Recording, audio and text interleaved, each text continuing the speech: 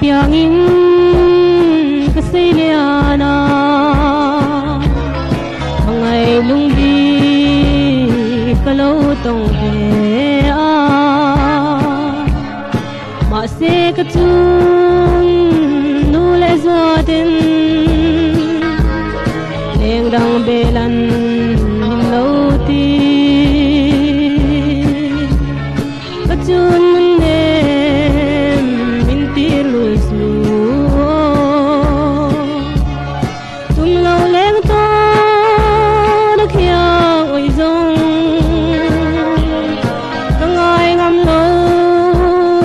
ka zo am lu bil ngai lung bi ka then phi lo ka chun le zo min dem lo in trai leng ya in yang re e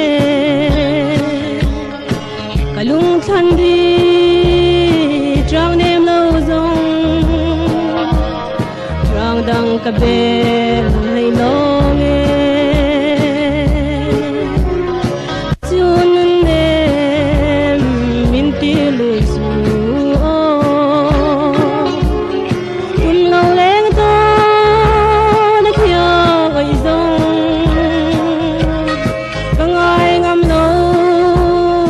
ka zo am lu bil ngai lung di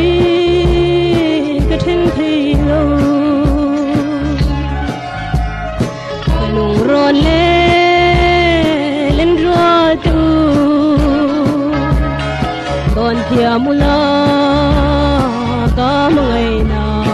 hi phal lu lo leng tim chai na lung ka du ta châu lo zong